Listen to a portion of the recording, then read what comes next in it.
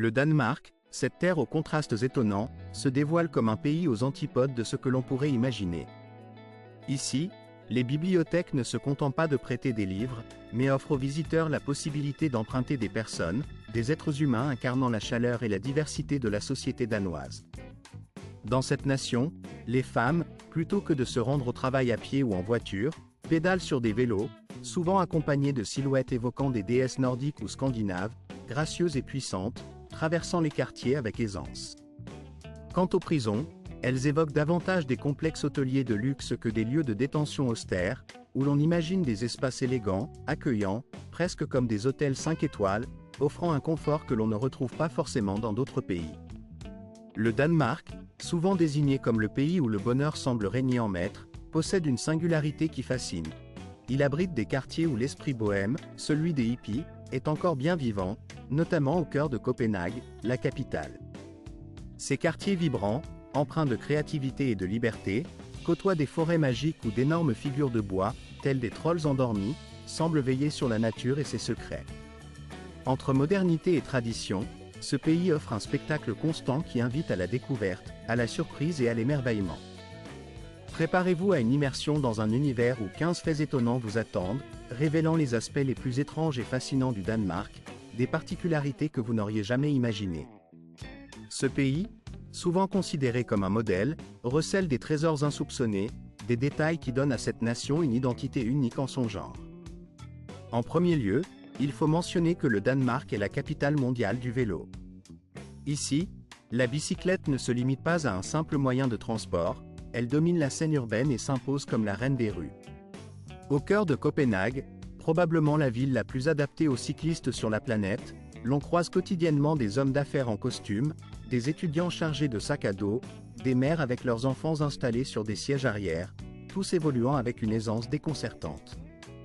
La confiance et la convivialité règnent sur ces routes, où la majorité des citoyens, à hauteur de 75%, choisissent le vélo comme mode de déplacement quotidien. Les voitures, quant à elles, deviennent presque un luxe réservé à certaines occasions, reléguées à une place secondaire dans cette ville où le vélo est roi.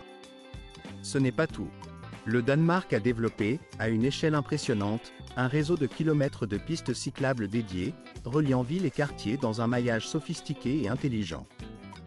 Des infrastructures innovantes, telles que des stations de stationnement spécifiques pour vélos, des feux de circulation séparés pour cyclistes, et même des ponts en forme de serpent enroulés entre les bâtiments, évoquant des scènes de science-fiction, ponctuent le paysage urbain. Ces éléments témoignent d'une volonté affirmée de faire du vélo un mode de vie durable et intégré à la vie quotidienne.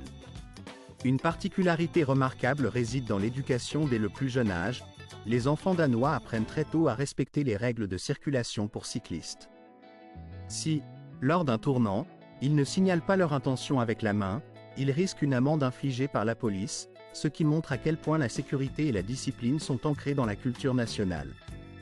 L'État soutient également cette philosophie écologique en subventionnant le remplacement des voitures par des vélos électriques, dans le cadre d'une politique nationale claire en faveur du respect de l'environnement. Si vous avez déjà vécu dans un pays où le vélo est profondément intégré à la culture, vous savez que le Danemark en est l'étalon or. La manière dont cette pratique est encouragée, valorisée et systématisée en fait un modèle à suivre pour le reste du monde. Passons à une autre facette étonnante de la vie danoise. L'été, ce pays devient un véritable paradis pour les amateurs de bains de soleil. Le soleil, considéré comme un trésor précieux, est chéri et respecté comme un rituel national. Dès que ses rayons percent les nuages, les habitants se précipitent vers les plages, les parcs, ou encore s'installent sur leurs balcons pour profiter de cette chaleur fugace.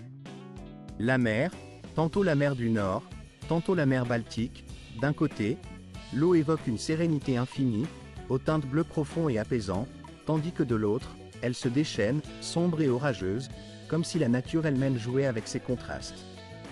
Et savez-vous quoi? C'est presque magique. Il est possible, littéralement, de se tenir debout sur un pied dans chaque océan, séparé par quelques kilomètres à peine, mais relié par cette frontière invisible que la mer trace entre deux mondes.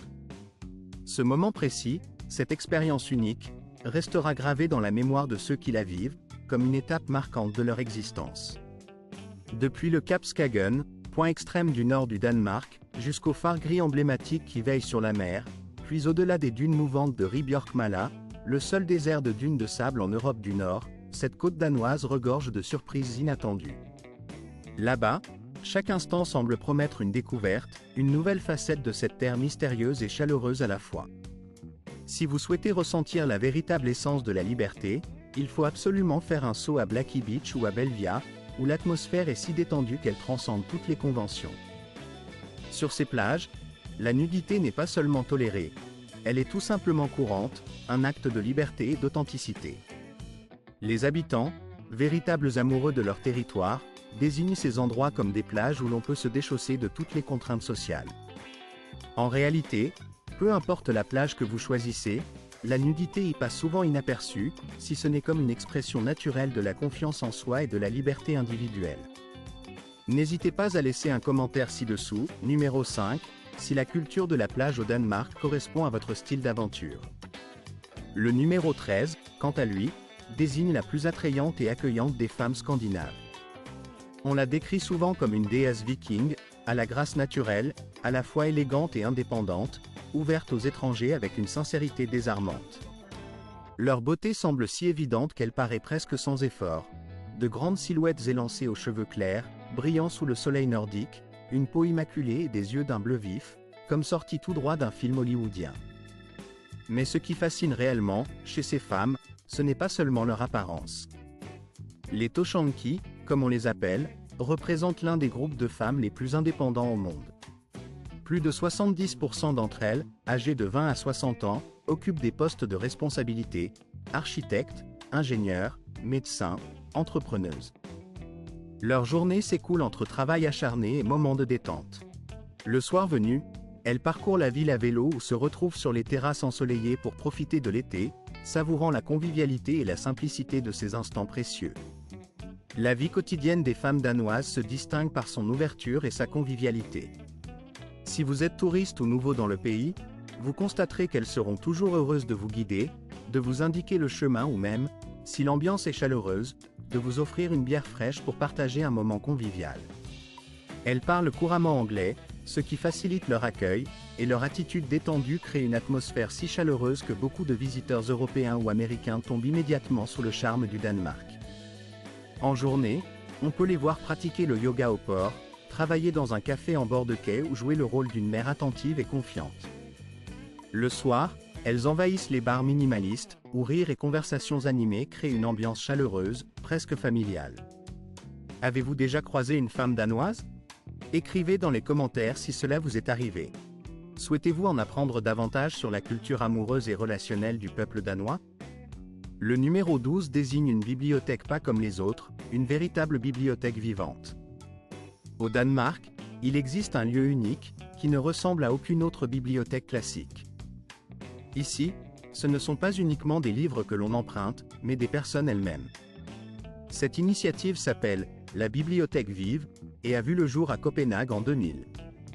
Depuis, elle s'est étendue à plus de 80 pays, offrant une plateforme où chaque individu devient un livre ouvert, prêt à partager son histoire, ses expériences et sa culture. Au lieu de se limiter à des pages, il existe un mode de communication qui donne vie à l'échange, une interaction qui transcende la simple lecture pour devenir une expérience humaine profondément vivante. Imaginez-vous assis face à face avec un livre pas comme les autres, un livre qui respire, un véritable être humain aux contours mouvants, confronté à des préjugés, à des comportements inhabituels ou à des modes de vie peu courants.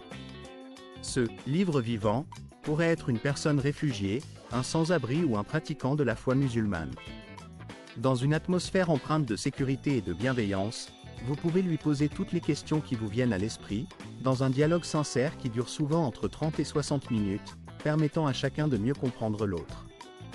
Et à votre grande surprise, ces livres humains, ces rencontres authentiques, ont la capacité de répondre, d'éclairer, de révéler des facettes insoupçonnées des êtres.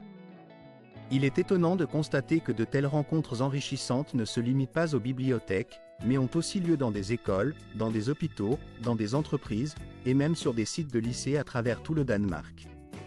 Le gouvernement local soutient activement ces initiatives destinées à réduire les inégalités sociales, à lutter contre la stigmatisation, et à contribuer à la guérison de la société.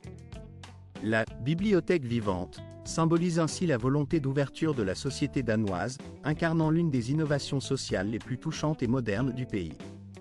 Ce concept témoigne d'un désir profond d'établir des ponts entre les personnes, de favoriser l'écoute et la compréhension mutuelle. Numéro 11. C'est une nation hippie atypique, nichée en plein centre de Copenhague. Au cœur même de la capitale danoise, qui se distingue par sa modernité et son ordre, existe un univers parallèle connu sous le nom de Christiania. Fondée en 1971 par des artistes pacifistes et des hippies en quête d'autonomie, cette cité libre représente un espace de liberté absolue. Ici, les règles strictes de la ville classique laissent place à une créativité débridée et à une expression sans limite. Oubliez le luxe ostentatoire et la publicité tapageuse, dans cette enclave particulière, on découvre des graffitis aux couleurs éclatantes, des cafés construits à partir de vieux bateaux, des conteneurs en bois multicolores, et des maisons façonnées à la main avec amour et ingéniosité. Les habitants discutent entre eux comme de vieux amis, dans une convivialité sincère et chaleureuse. Il n'y a pas de voitures, seulement des vélos qui serpentent dans les rues et le doux son de guitare qui s'élève dans l'air. Les membres de cette communauté ont même leur propre monnaie, et dans certains quartiers, ils utilisent des cartes et des règles locales, coexistant pacifiquement au sein du centre-ville de Copenhague. Les touristes, quant à eux, voient cet endroit comme un pays dans un pays, une aventure culturelle à part entière, une expérience à nulle autre pareille, impossible à oublier tant elle captive et émerveille. Numéro 12. À seulement une demi-heure de route de Copenhague, se cache l'un des secrets les mieux gardés du Danemark, le monde mystérieux des trolls. Bien que ce pays soit réputé pour sa sobriété et son minimalisme, il abrite en son sein un lieu enchanté, une contrée secrète où vivent des géants en bois sculptés. Bienvenue chez les géants abandonnés, ces sculptures gigantesques, figures de trolls, dissimulées dans les forêts épaisses ou au cœur de clairières paisibles.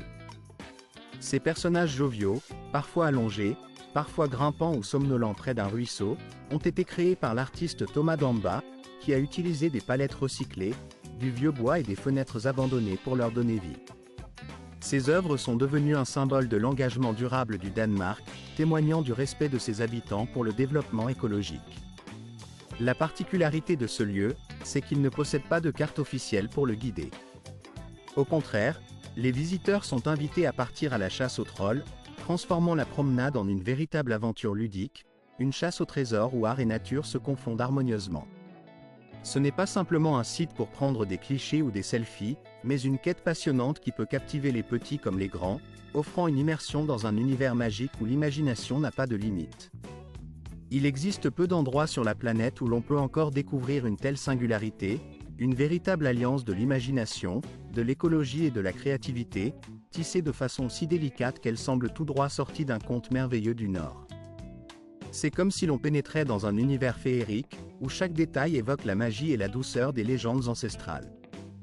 Si l'on pense généralement au Danemark comme à un pays de châteaux pittoresques et de vélos omniprésents, il faut savoir que derrière cette façade tranquille se cachent des géants endormis, dissimulés dans d'immenses forêts mystérieuses, attendant patiemment d'être découverts par les âmes aventureuses.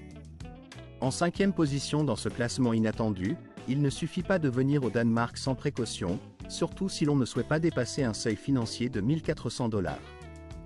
Bien que la réputation du pays repose souvent sur sa transparence et sa sincérité, il faut reconnaître que l'immigration, règle incontournable, peut surprendre les nouveaux arrivants par sa simplicité apparente, mais aussi par ses subtilités. En entrant dans le pays avec l'intention de demander l'asile ou de déposer des actifs dépassant la somme précitée, il se peut que l'on soit invité à contribuer personnellement à couvrir ses propres frais d'hébergement, une pratique qui peut paraître inhabituelle à première vue.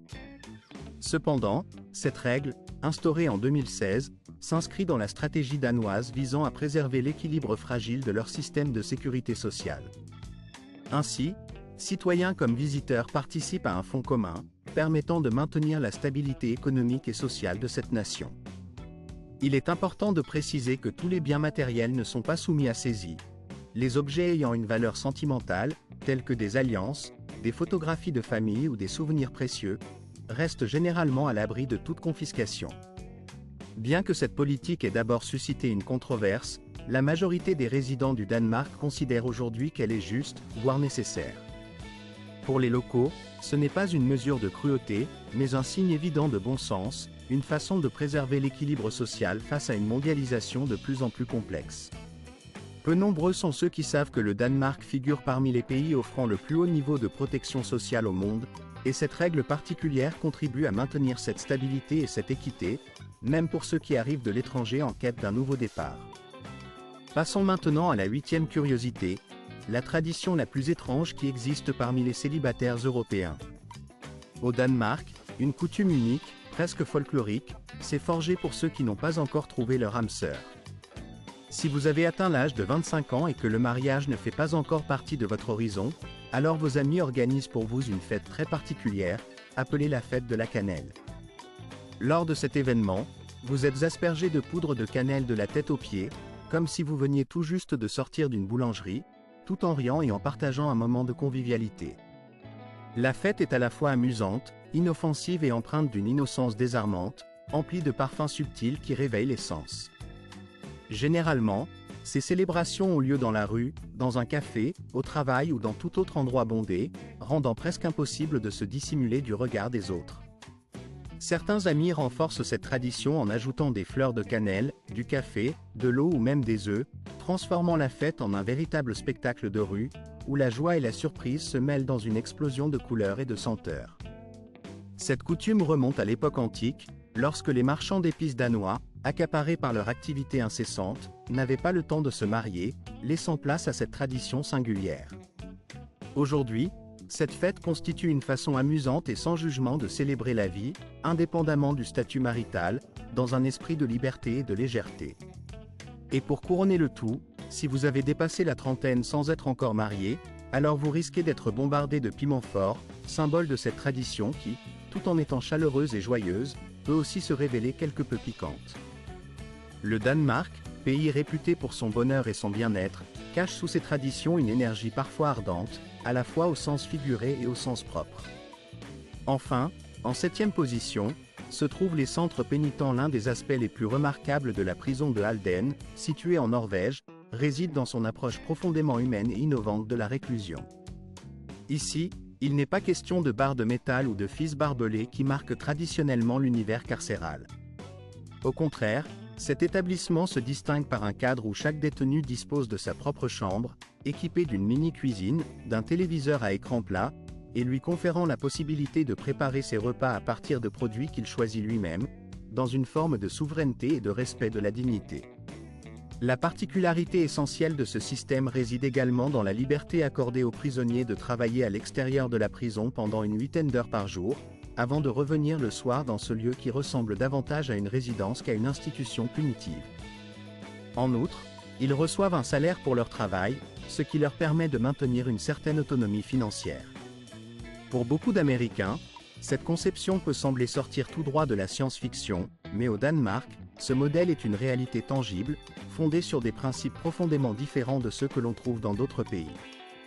La philosophie qui sous-tend cette approche ne repose pas principalement sur la punition, mais sur la réhabilitation. L'objectif est d'enseigner aux détenus l'indépendance, de leur offrir un environnement propice à leur réinsertion sociale et à leur réappropriation en tant que citoyens responsables. Ici, les gardes ne s'illustrent pas par des cris ou des violences, et les cellules ne sont pas surpeuplées, même si quelques espaces de détention traditionnels existent. La prison comprend aussi des zones de calme, des terrains de sport, des parcours pour le développement des compétences, et même un studio de musique destiné à ceux qui rêvent de monter sur scène. L'atmosphère y est conçue pour encourager la croissance personnelle et le respect mutuel. Ce qui frappe le plus dans ce modèle, c'est le taux de récidive, qui n'atteint qu'environ 27%, contre 76% aux États-Unis. Si l'on pensait que la prison n'était qu'un lieu de punition, la réussite du système danois bouleverse cette idée, remettant en cause bien des préjugés sur la gestion pénale. La différence est si profonde qu'elle incarne une véritable révolution dans la façon d'envisager la réinsertion. Le Danemark, par son approche, montre qu'il est le seul pays où la parole ne s'emploie presque jamais avec le mot « s'il vous plaît ». Tout le monde, ici, est habitué à une politesse implicite, à un respect mutuel qui ne nécessite pas de formules cérémonieuses. La société danoise valorise la courtoisie, mais celle-ci s'exprime surtout à travers le contact visuel, l'intonation sincère, et un comportement naturel. La politesse ne se résume pas à des phrases toutes faites, mais se manifeste dans la simplicité et la spontanéité des interactions quotidiennes. Dans leur culture, le respect est considéré comme une norme implicite, une évidence que chacun adopte par défaut. Dans un tel contexte, il n'est pas rare d'entendre un résident d'été dire simplement « Donne-moi du café », ce qui peut paraître dur ou abrupt à un étranger, mais qui est en réalité une marque de politesse tout à fait normale pour les locaux. Il est également intéressant de noter que, lorsqu'ils parlent anglais, les Tatars, par exemple, oublient souvent d'ajouter le mot « s'il vous plaît », ce qui peut donner une impression de froideur ou de distance. C'est pourquoi les enseignants d'anglais au Danemark insistent beaucoup auprès de leurs étudiants, notamment ceux qui aspirent à vivre ou à travailler dans des pays anglo-saxons, sur l'importance cruciale de cette formule de politesse. Bien qu'existe le mot « venlig » pour des demandes formelles, celui-ci sonne trop bureaucratique et dénué de chaleur, comme un terme issu d'un langage administratif plutôt que d'un échange vivant et sincère. Ainsi, si les Danois sont très polis, cette politesse n'est pas une marque d'angélisme à l'américaine, mais plutôt une attitude naturelle, inscrite dans leur culture du respect et de la simplicité. Copenhague, quant à elle, se distingue comme la capitale la plus élégante au monde, un véritable joyau de l'Europe du Nord.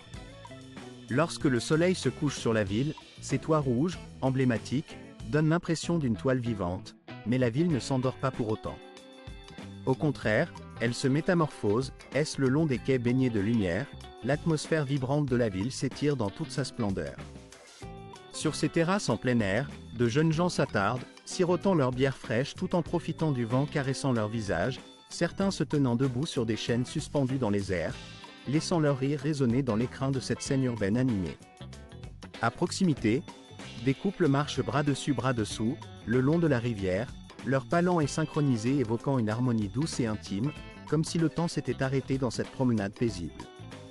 Non loin de là, des musiciens de rue jouent du jazz avec passion, leurs orchestres improvisés apportant une touche de spontanéité et d'authenticité à l'ambiance déjà chaleureuse. Le district Vesterbro, autrefois un secteur ouvrier modeste et laborieux, a su se métamorphoser pour devenir aujourd'hui l'un des quartiers les plus en vogue à l'échelle mondiale, selon le classement prestigieux de Time Out. Ici, chaque coin de rue dévoile une diversité culturelle et artistique remarquable, avec ses bars artisanaux où la bière coule à flot, ses galeries d'art contemporain, ses cafés à la mode où l'on sirote un espresso en discutant, et ses clubs dissimulés derrière des portes en bois grinçantes, qui ouvrent sur un univers underground vibrant. Chaque établissement possède sa propre âme, son énergie singulière, faisant de ce lieu un véritable sanctuaire de la créativité alternative. Au célèbre canal de Nieuwa, la vie se déploie dans une élégance simple mais raffinée, où des passants vêtus avec soin flânent en dégustant un verre de vin ou une bière artisanale, tandis que des couples élégants se promènent dans la lumière douce des lampions suspendus, créant une atmosphère presque féerique. Ne soyez pas surpris si certains locaux, abordant un étranger, entament une conversation spontanée, partageant leurs endroits préférés ou vous invitant à une fête improvisée dans un parc voisin, où la convivialité est reine. Fait intéressant, même à 2 heures du matin, les rues de Copenhague restent vivantes, animées par la présence incessante des vélos qui filent silencieusement, témoins d'une culture où la mobilité et la liberté sont essentielles. Les habitants, habitués à cette vie nocturne, emmènent leurs amis dans des bars, des clubs ou même jusqu'aux discothèques où la lumière vacille au rythme d'une musique enivrante. Si vous souhaitez vivre une véritable nuit nordique, nombreux sont les établissements qui restent ouverts jusqu'à l'aube, permettant de savourer chaque instant de cette effervescence nocturne.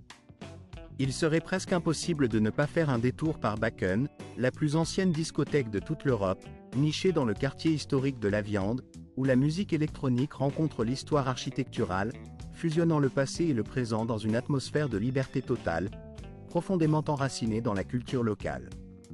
4e étape, bienvenue dans la capitale du Nord, cette ville qui évoque un conte de fées incarné dans la modernité européenne. Commencez votre exploration par le quartier de Nyhavn, célèbre pour ses rangées de maisons colorées qui se reflètent dans le canal historique, offrant un tableau vivant et pittoresque. Prenez le temps de savourer un café en terrasse, tout en écoutant de la musique live jouée au bord de l'eau, puis dirigez-vous vers le parc Tivoli, l'un des plus anciens parcs d'attractions encore en activité dans le monde entier, où l'histoire se mêle à l'amusement dans une harmonie parfaite. À quelques pas de là, la place de la mairie vous invite à flâner parmi ses restaurants traditionnels et ses boutiques artisanales, où les produits locaux racontent l'histoire de la ville à travers leurs saveurs et leur artisanat. Poussez plus profondément votre curiosité en découvrant le château de Rosenborg, une forteresse royale qui abrite couronne et trésors séculaires, témoignant du riche passé monarchique danois. Promenez-vous dans le jardin botanique luxuriant, respirez la fraîcheur de ces plantes rares, puis visitez le musée d'histoire naturelle situé à proximité, où l'on peut contempler des collections fascinantes sur la faune et la flore du monde entier. Ensuite, dirigez-vous vers le palais d'Amalienborg, résidence officielle de la famille royale danoise, et ne manquez pas la cérémonie de la relève de la garde, spectacle emblématique qui vous plongera dans l'atmosphère solennelle et majestueuse de la monarchie locale. Traversez la place jusqu'à l'Opéra de C numéro 3. Des festivals remarquables et uniques en leur genre se déroulent au Danemark, un pays dont l'image ne se limite pas aux feux d'artifice ou à la musique pop. En effet, cette nation nordique, souvent perçue comme conservatrice, réserve pourtant à ses visiteurs et à ses habitants une multitude d'événements insolites et colorés qui méritent d'être découverts. Commençons par évoquer le festival de Roskia, qui prend place à la fin du mois de juin dans la charmante ville de Roskilde, située à seulement quelques minutes en train de Copenhague. Ce festival n'est pas seulement le plus grand rassemblement musical d'Europe du Nord. Il attire chaque année plus de 130 000 personnes venues de divers horizons pour profiter de concerts, d'animations et d'atmosphères vibrantes. Cependant, l'événement qui fascine le plus et qui attire l'attention des participants ne se trouve pas sur la scène principale, mais dans une course peu conventionnelle, où l'on se déplace entièrement nu. Les participants, dans une ambiance débridée, peignent leur corps de couleurs vives, enfilent des costumes délirants, et courent dans tous les sens autour de la scène, créant un spectacle aussi joyeux qu'absurde. Le gagnant de cette course singulière remporte un pass hebdomadaire gratuit, lui permettant de profiter pleinement du festival dans une atmosphère de fête totale et d'amusement sans limite. En novembre, tout le pays s'illumine en célébrant la JDAG, ou Journée nationale de la bière, une fête incontournable dans le calendrier danois. Lors de ce jour, le premier vendredi de novembre, une tradition bien ancrée voit la sortie des bières de Noël, notamment la célèbre Zulbrik, dont la dégustation est devenue un rituel attendu avec impatience. Les habitants, coiffés de chapeaux en laine bleue, envahissent les rues, où des charrettes tirées par des chevaux distribuent gratuitement de la bière à tous ceux qui souhaitent participer à cette célébration conviviale. C'est une véritable immersion dans une ambiance médiévale, dans une ville moderne où cette tradition ancestrale donne un air de fête communautaire et chaleureuse à la capitale. Puis, en février, le Danemark offre une autre facette de sa diversité culturelle avec le festival de natation d'hiver, qui se déroule dans plusieurs villes telles qu'Aarhus, Klitmøller ou encore Copenhague. Des centaines de courageux, vêtus de costumes aux couleurs vives, plongent dans les eaux glacées de la mer ou des lacs, bravant le froid mordant pour une expérience à la fois sportive et festive. Après ces baignades extrêmes, ils se rassemblent dans des saunas publics pour chanter, partager des histoires et siroter du vin chaud, créant ainsi une atmosphère chaleureuse malgré le froid qui pénètre jusqu'au haut. La scène est saisissante, des silhouettes colorées évoluant dans un décor givré, mais dont l'esprit demeure résolument tourné vers la convivialité et la célébration de la vie, même dans les conditions les plus extrêmes. Numéro 2. Conseils pratiques pour naviguer dans la vie quotidienne au Danemark, notamment en ce qui concerne les démarches administratives, la gestion du budget et le mode de vie. Bien que ce pays figure souvent en tête des classements mondiaux du bonheur, il faut aussi reconnaître que le coût de la vie y demeure élevé. Louer un appartement d'une chambre dans le centre de Copenhague peut coûter entre 1 300 et 1 800 $ par mois, un prix bien supérieur à celui pratiqué dans les petites villes où la dépense peut être réduite d'environ 20%.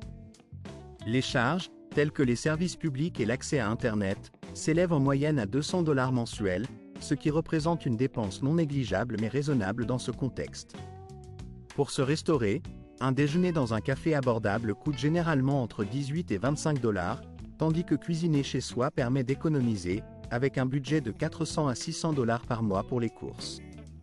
Les transports en commun, eux, sont fiables et efficaces, avec un abonnement mensuel oscillant entre 70 et 100 $. Toutefois, la majorité des Danois préfèrent opter pour le vélo, un moyen de transport peu coûteux, écologique et pratique dans un pays où la culture cycliste est profondément ancrée. La dépense pour une séance de sport en salle varie entre 35 et 50 $, tandis qu'une visite chez le dentiste coûte environ 80 $. La vie quotidienne, souvent minimaliste, nécessite un budget compris entre 2 300 et 2 800 $. Le Danemark n'est pas un pays réputé pour ses prix abordables, mais grâce à une certaine finesse d'esprit, il est tout à fait possible d'y vivre confortablement sans pour autant se ruiner. La capitale, quant à elle, s'impose comme l'une des plus exquises au monde, un véritable joyau culinaire. Peu de voyageurs anticiperaient qu'un si petit territoire pourrait devenir le théâtre d'une révolution gastronomique d'envergure mondiale, mais c'est précisément ce qui s'est produit avec Copenhague.